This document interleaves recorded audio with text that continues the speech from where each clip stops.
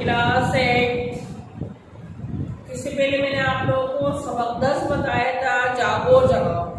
वो नज्म थी, खुद जाग जाओ लोगों को जगाओ। अब सबक नंबर 11, दो दोस्त के बारे में, दो दोस्त के बारे में ये कहानी है। इस सबक में दो दोस्तों पर तबसरा जिक्र किया गया है कि दो दोस्त आपस में किस तरह मोहब्बत से रहते हैं और किस तरह अपने दूसरा दोस्त जो है वो अपनी दोस्ती का हक अदा करता है। इसी के इस सबक में बताया गया। देखिए, मैं आप लोगों को आगे सबक पर तबसरा कर रही हूँ, जिक्र कर रही हूँ। एक बहुत दुबला पतला दो दोस्त थे। एक द्वारका का राजा था। एक दो दोस्त के बारे में बताया गया है कि उसका दोस्त जो था वो राजा था। वो सुदामा जो था वो पंडित था, वो गरीब आदमी था, उसका आमदनी का जरिया नहीं था।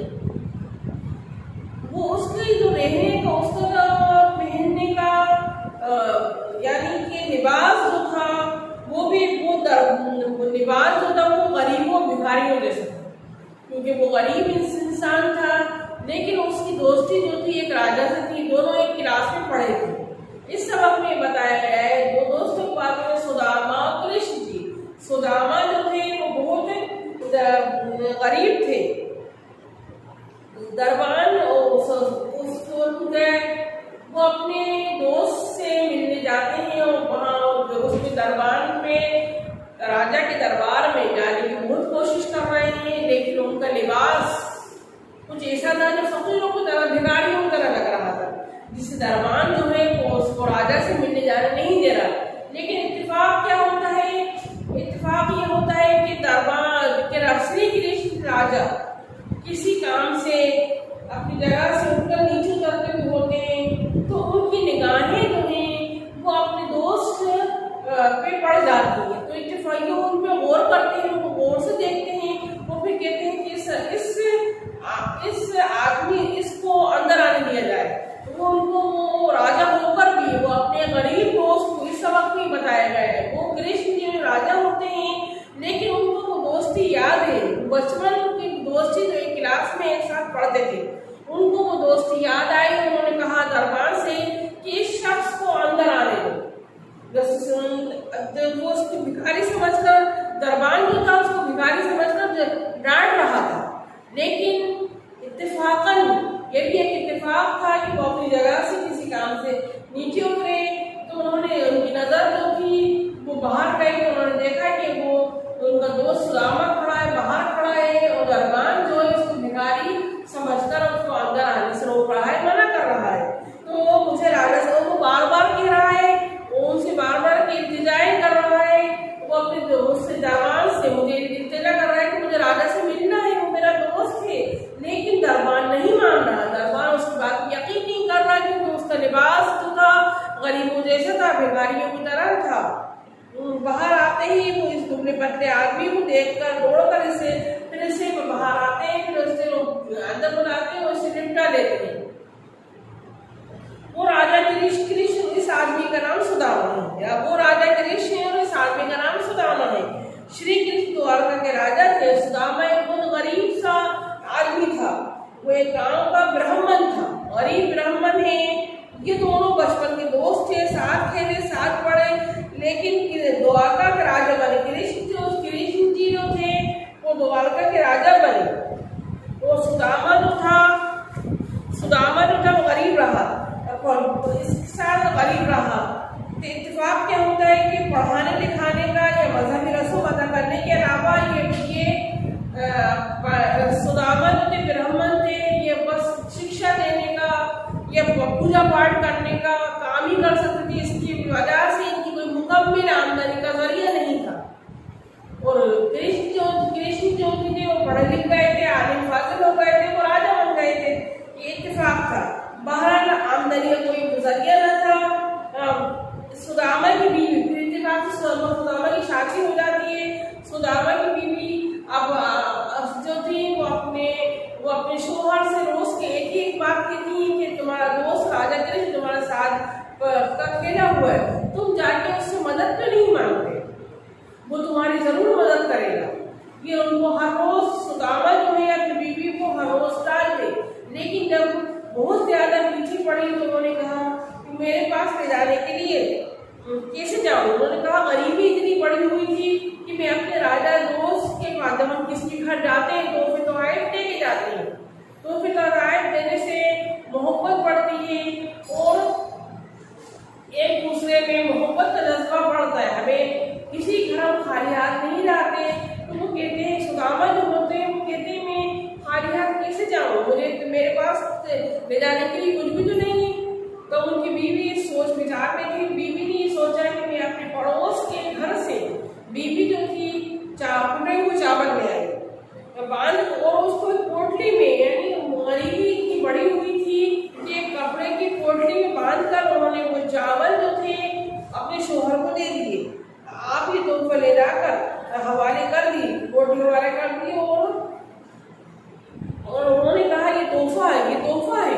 तोहफा कुछ भी, तोहफा अनमोल होता है। जो एक मोहब्बत से दी हुई चीज होती है, जिसमें अखलाक होता है, वो एक अनमोल तोहफा होता है। जरूरी नहीं तोहफा बहुत कीमती हो, बहुत महंगा हो, नहीं। उस छोटे से टूटे हुए चावल, वो अच्छे चावल की जो किस्म थी वो भी बड़े अदना सी थी, लेकिन उस चावल की पोटली में उस गरीब सुदामा की बीवी का और सुदामा का मोहब्बत का जज्बा और अखलाक का जज्बा छुपा हुआ था। मैं पोटली से उसके बाद अब ये तोहफा ले जाकर तुम कृष्ण जी से को दे दो और उससे जाकर मिलो, कृष्ण जी बहुत अच्छे आदमी है, वो तुम्हारी जरूर मदद करेंगे। फिर महल पहुंचकर सुदामा परेशान थे। आखिरकार वो महल में पहुंच गए। सुदामा परेशान थे कि राजा से मिला कैसे जाए। राजा ने खुद, इत्तेफाक ये होता है कि राजा ने खुद देख लिया और उनको अंदर ले गए। सुदामा के हाथ में राजा ने देखा, वो इनको अपनी दोस्ती याद आई, उनको गले लगाया और उनकी बहुत इज्जत अफजाई की। वो बड़े अखलाक से उन्होंने कहा, इनके हाथ में चावल की पोटली छुपी हुई थी क्योंकि राजा के घर में थे, सोच राजा के दरबार में थे। ये किस तरह कच्चे चावल, टूटे हुए चावल, ये किस तरह मैं राजा को दूं। बहरहाल उनकी कृष्ण जी जो होते हैं, उनकी निगाहें जो होती हैं वो राजा के पोटली पर पड़ जाती हैं। भाभी ने तो बड़े अखलाक से कहते हैं कि भाभी ने मेरे लिए क्या तुमको भेजा है, क्या तुमको पहुंचाया है। तो वो इस पोटली में कृष्ण जी ने पोटली खोली तो सूखे चावल थे। तोहफा जो था वो सूखे चावल थे। इन चावलों को खाने को कृष्ण जी जो थे बहुत से मजे ले लेते। चावल, टूटे हुए चावल खाने लगे, कच्चे चावल खाने लगे, तो जैसे ऐसा लग रहा था जैसे कि इनकी बहुत पसंदीदा गुज़ा। वो ये सब क्यों कर रहे थे? आप लोग इस सबक से सीखिए, नसीहत हासिल कीजिए कि वो ऐसा शो क्यों कर रहे थे। कच्चे चावल एक राजा खा सकता है, लेकिन उन्होंने तोहफे को इतने अखलाक से कबूल किया, तस्लीम किया कि उसके दिल को, गरीब आदमी के दिल को ठेस न पहुंचे, गरीब आदमी के दिल को तकलीफ ना हो। मैंने अगर कुछ बोल दिया, मेरे बोल से मेरा दोस्त नाराज ना हो जाए, तो जैसे ये और इस शौक से दिलचस्पी चावल खा रहे थे, जैसे कि ये इनकी पसंदीदा गुज़ा, जैसे इनको बहुत मरहूम हो, यानी इनको बहुत पसंद हो। सुदामा राजा के मेहमान थे। सुदामा जो थे वो राजा के मेहमान थे।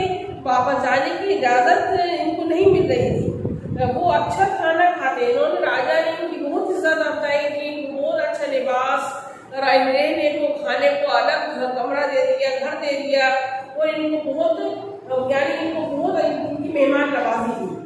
लेकिन इन सब चीजों के बावजूद भी सुदामा का दिल यहाँ नहीं लग रहा था, क्योंकि वो अपने बीवी बच्चों को बहुत बुरे हालों में छोड़कर आया था। सुदामा जो थे वो अपनी बीवी बच्चों से बहुत मोहब्बत करते थे। उनको ये ऐश और इशरत,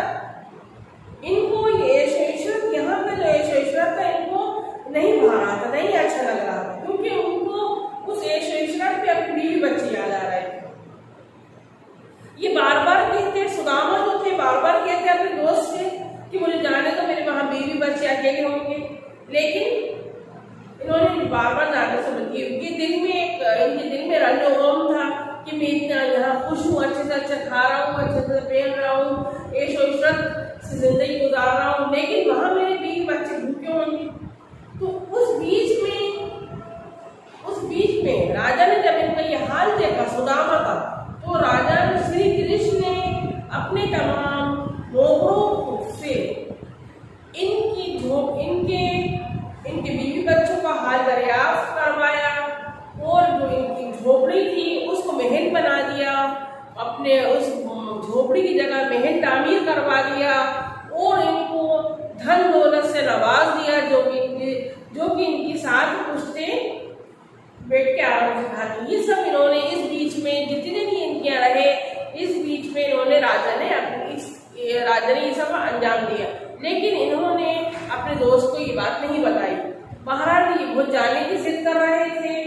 जब इनके दोस्त जो थे तो इन्होंने इनसे इजाजत मांगी, तो राजा ने इनको इजाजत दे दी, लेकिन दिल में इतनी मायूस थे कि मैं बीवी से जाने क्या कहूँगा, कि बीवी ने जो बड़े इसरार से मोहब्बत से पहुँचाया था कि जाओ तुम्हारा दोस्त जो है वो राजा है, वो जरूर तुम्हारी मदद में, किस सूरत से किस तरह मैं अपनी बीवी के पास जाऊँ, किस तरह मैं अपनी बीवी के पास जाऊँ। महाराज को हिम्मत करते वहां से रवाना हो जाते हैं, अपने गांव की तरफ रवाना हो जाते हैं सुदामा। ये चलते चलते उसी जगह आ जाते हैं जहाँ इनकी झोपड़ी होती है, सुदामा की झोपड़ी होती है। तो फिर ये झोपड़ी के पास खड़े होकर सोचने लगते हैं कि आखिर माजरा क्या है, ये आखिर किस्सा क्या है, मेरी झोपड़ी कहाँ चली गई, यहाँ तो एक महल नजर आ रहा है। तो इत्तेफाकन इनका एक छोटा सा बच्चा उस महल से बाहर निकलता है। वो बच्चा जो था, वो छोटा सा बच्चा अपने पिताजी को, अपने बाप को पहचान जाता है। वो आकर इनसे लिपट जाता है, गले लगा लिए उसको, बच्चे को गले लगा लेते। वो बाहर जाकर फिर अंदर जाकर वो बच्चा अपनी माँ को, अपने घर वालों को बताता है कि बाहर पिताजी आए हैं। झोपड़ी न दिखाई थी, उस जगह पर एक आलीशान महल इनको नजर आया। वो फिर दिन में ये सोचते शायद मैं गलत जगह आ गया, लेकिन वापस जाने की सोच रहे थे कि इत्तेफाकन इनका एक बच्चा आ जाता है। वो बहुत उसने बाप को देखा तो मोड़कर अंदर गया, माँ को बताया। तो वो माँ को बताया तो सब बीवी बच्चे बाहर निकल आए। उनके बाहर निकल आए। सुदामा हैरान हुए कि भाई ये सब माजरा क्या है। हैरान यानी बहुत हैरत में हो गई, ये सब माजरा क्या है। मैंने तुम लोगों को एक झोपड़ी में छोड़कर गया था, ये झोपड़ी महल की शक्ल में कैसे बदल गई, कि माजरा क्या है। वो सुदामा ने बीवी से पूछा तो मामला क्या है, हमारी झोपड़ी कहाँ गई। तो शानदार मकान कैसे आया। तो बीवी ने बताया कि श्री कृष्ण ने अपने आदमियों को भिजवाया और बहुत सी दौलत कपड़े दी, और जो हमें इतना धन दौलत से इन्होंने नवाज दिया कि हमारी 7 पुश्तें भी इस दौलत से फैल हासिल करेंगी तो ये दौलत खत्म न होगी। तुम तो कहते थे कि राजा मुझे गरीब को क्या पहचान सकेगा। फिर इनकी बीवी ने कहा कि तुम तो कहते थे कि राजा मुझे इस गरीब को, भिखारी को कैसे पहचान लेगा। तो इसने इस दोस्ती को कैसे निभाया। तो उसने तुम्हारा दोस्त बहुत शानदार आदमी है, उसने तुम्हारे बुरे वक्त में मदद की। हमें हमेशा दूसरों के दुख दर्द में शामिल होना चाहिए और उनके बुरे वक्त में उनकी मदद करना चाहिए। इस सबक से हमें यह हासिल होता है महाराज श्री कृष्ण और सुदामा की दोस्ती अब हमेशा के लिए ये इतनी, और श्री राजा कृष्ण ने उनको धन दौलत देकर अपनी दोस्ती का हक अदा कर दिया और उन्होंने अपने दोस्त की मदद भी कर दी और राजा होने का हक भी अदा कर दिया। तो एक श्री कृष्ण जो एक शानदार आदमी थे, उनको जो रुतबा मिला था, जो इज्जत मिली थी उसके राजा की, उन्होंने उनके अंदर मगरूरियत नहीं आई। श्री राजा कृष्ण के किरदार के बारे में आप लोगों को बता रही हूँ कि श्री राजा कृष्ण किरदार पर गौर करिए कि इतने कोई और बंदा होता तो गरीब दोस्ती को तस्लीम नहीं करता, वो अपने गरीब दोस्त को नहीं पहचानता, लेकिन वो एक आला ज़र्फ़ का एक किरदार थे, आला ज़र्फ़ के शख्सियत थे। उन्होंने उस गरीब दोस्त को कि राजा होकर पहचान दिया और अपने घर मेहमान रखा, किस तरह मदद की, यानी उन्होंने अपनी दोस्ती का हक अदा कर दिया। कहने से मुराद ये है कि हमें हमारे अंदर हम कितने ही अमीर आदमी बन जाए, या हमें कितना ही हम रुतबा हासिल कर लें, या हमें कितनी ही कामयाबी मिल जाए, लेकिन हमें अपने अजीज अकारिब दोस्तों को नहीं भूलना चाहिए और हमें हमेशा उनकी मदद करते रहना चाहिए। ये नहीं कि हम अमीर आदमी बन गए, बड़े आदमी बन गए, या हम ऊंची पोस्ट पे चले गए तो हम गरीब को भूल जाए, नहीं। हमें उस मुकाम पर रहकर भी, ऊंचे दर्जे के मुकाम पे रहकर, आला दर्जे के मुकाम पे रहकर भी हमें गरीबों को और अपने दोस्तों को, अजीजों को, रिश्तेदारों को, अकारिबों को हमेशा पहचानते रहना चाहिए और उनसे हमेशा एक दूसरे की खैर आफियत एक दूसरे की खैरियत लेना चाहिए, एक दूसरे की खबरगिरी करना चाहिए कि हमारे अजीज दोस्त अकारिब किस हाल में, और उन्हें हमें हमेशा उनकी मदद करते रहना चाहिए। इसी तरह श्री कृष्ण ने सुदामा की दोस्ती निभाई, उस दोस्ती को निभाई और दोस्ती का हक अदा कर दिया। इस सबक से हमें यह हासिल होता है, ये रसम मिलती है कि हम कितने ही आला दर्जे के या ऊंचे मुकाम पर पहुंच जाए, लेकिन हमें गरीबों की मदद, दोस्तियां निभाना, अजीज व अकारिब की खैर खबरगिरी, खैर खुआ करना और उनकी मदद करना, ये सब हमें अपने इल्म में हमेशा रखना चाहिए, दूसरों की मदद करना चाहिए। इस सबक से हमें ये नसीहत हासिल हुई है। अब इस सबक में बताया गया है, देखिए जुमलों में इस्तेमाल करना। जुमले क्या होते हैं? दर्ज झेल अल्फाज के खाली जगहें पूरी कीजिए। इसराफ, कृष्ण जी ने खोली तो चावल निकले पोटली, बीवी और बच्चे शानदार मकान से बाहर आए, सुदामा हैरान थे, बीवी ने बहुत इसरार से भेजा था। श्री कृष्ण के बचपन के दोस्त कौन थे? महावीर, रोशन, सुदर्शन या सुदामा? सुदामा है इसका करेक्ट आंसर। सुदामा की पोटली में दाने थे, गेहूं के, चावल के, दाल के, चावल के। दरबार सुदामा को जाने से क्यों रोक रहा था? क्योंकि उसकी लिबास का भिखारियों की तरह लग रहा था। सुदामा को महल के अंदर कौन ले गया? श्री राजा कृष्ण। कृष्ण जी कहाँ के राजा बने? कृष्ण जी द्वारका के राजा बने। सुदामा अपने गांव को क्यों हैरान थे? क्योंकि सुदामा अपने गांव को इसलिए हैरान थे क्योंकि उनके महल की जगह उनको एक शानदार झोपड़ी की जगह, झोपड़ी की जगह एक शानदार महल नजर आ रहा था। कृष्ण जी ने दोस्ती का हक किस तरह अदा किया? कृष्ण जी ने अपनी दोस्ती बहुत अच्छे तरीके से निभाई, बखूबी निभाई और अपने दोस्त की धन दौलत से नवाज कर उन्होंने अपनी दोस्ती का हक अदा किया। जुमलों में इस्तेमाल करिए, जुमला वो होता है जो सही मुकम्मिल होता है। मेहमान, हमें मेहमान की खातिरदारी करनी चाहिए, जुमला मुकम्मिल हो गया। हैरान, सुदामा हैरान था महल देखकर। मरगूब, वो ऐसे चावल का, श्री राजा कृष्ण ऐसे चावल खा रहे थे जैसे उनकी मामूल यानी उनकी पसंदीदा गज़ा हो। ब्राह्मण, सुदामा ब्राह्मण थे। जुमले आपको मुकम्मिल हो गए। अब देखिए आपके यहाँ ये बताया गया है कि खितमा, ये इसे हम बोलते हैं रमूज़े औक़ाफ़। रमूज़े औक़ाफ़ जहाँ रुकते हैं, कहाँ ठहरते हैं, कहाँ सवारी निशान होते हैं, इन सब चीजों का इस्तेमाल किया जाता है। खितमा ये अलामत जुमले के खात्मे पर लगाई जाती है जब हमारा जुमला खत्म हो गया। ये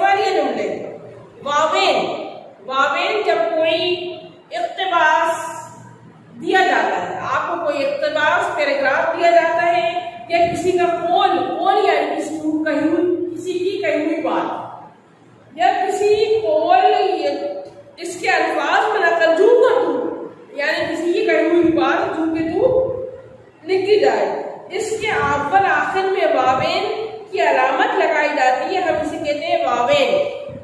इनवर्टेड कॉमास में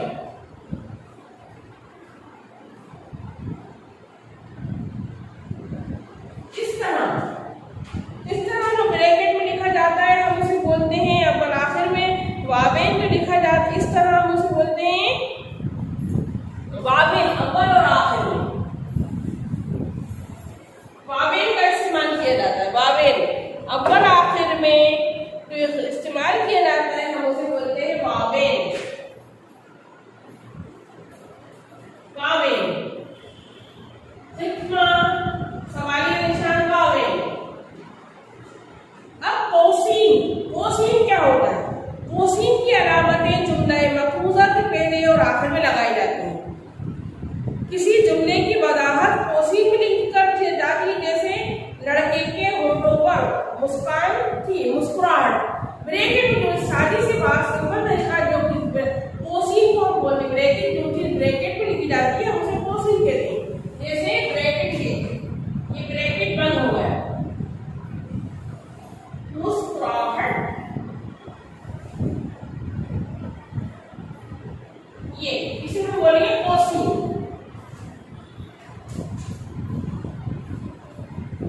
ये क्या है? कोसीन।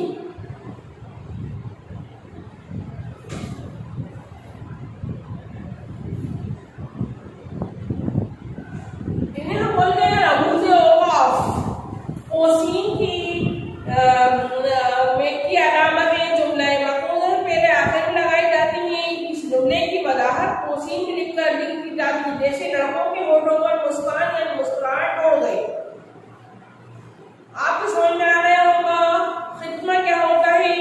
जहाँ जुमले के आखिर में जो हल्का सा निशान लगाया जाता है, सवालिया, जहाँ सवाल खत्म होता है क्वेश्चन मार्क, हम उसका इस्तेमाल करते हैं।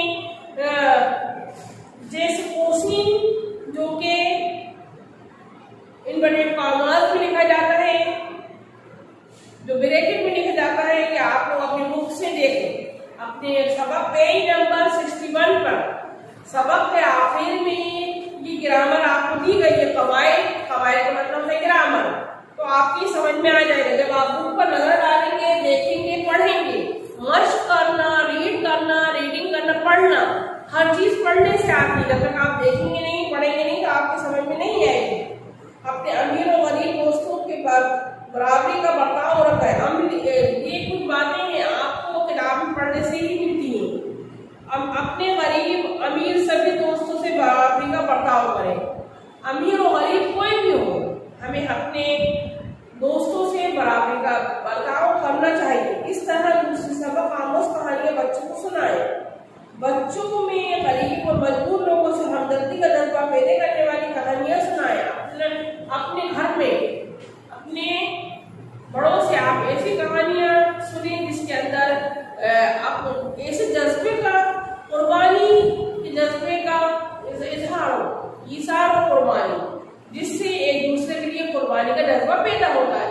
ये सबक आमोज कहानी अपने घर वालों से सुने। ये सबक आप लोगों को समझ में आ गया होगा। सबक नंबर 11 था, दो दोस्त। इस सबक का खुलासा कहानी की तरह सवाल जवाब मैंने आपको बता दिए, ग्रामर बता दी, खाली जगह बता दी। ये सबक एक कहानी की तरह अपने दिमाग में बिठाकर खुलासा लेंगे। इसकी सबक की नकल नहीं कर रहे, सबक को ऊपर नहीं उतारे, बल्कि कहानी की तरह। ये सबक हमारी किताब कौशल उर्दू से लिया गया है। इस सबक का खुलासा इस तरह है, बस आपने पहले सबक को पढ़िए। सबक को पढ़ने के बाद बुक किताब बंद करके कहानी की तरह लिखिए, उसे हम खुलासा कहते हैं।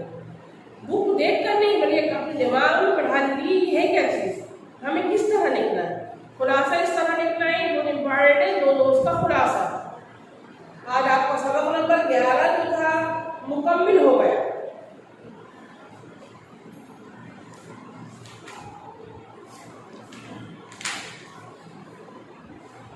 इस सबक को आप लोग 2 से 3 बार दोहराइए, सबक को पढ़िए, तो आपको कुछ समझ में आ जाएगा कि सबक में क्या है, इन्हें क्या बताया गया है। अल्फाज मायने जरूर देख लें। अल्फाज मायने दरबान यानी चौकीदार, मजहब मजहबी रसूम, मजहबी तौर तरीके, पीढ़ियां, नस्लें जो चलती रहती हैं, नस्लें वो इसरार करना, वो जिद करना, मरगूब पसंदीदा ग़िज़ा। तो आप लोगों को समझ में आ गया होगा कि दो दोस्त सबक में कहानी में ये कहानी है क्या बताया गया है। इस दो दोस्त के सबक से आपको क्या नसीहत मिलती है, इस सबक से आपने क्या सीखा। इस तरह के सवाल आ सकते। इस दो दोस्त सबक से हमने ये सीखा कि हमें हमेशा, हम गरीब हो या हम अमीर हो, अगर हम अमीर हैं कि हमारे अंदर अमीरी बहुत बड़ा हमें रुतबा हासिल हो गया है, लेकिन हम अपने गरीबों को नहीं भूले। अब आपका ये चैप्टर मुकम्मिल हो गया, आप लोगों को समझ में आ गया होगा। खुदा हाफिज़।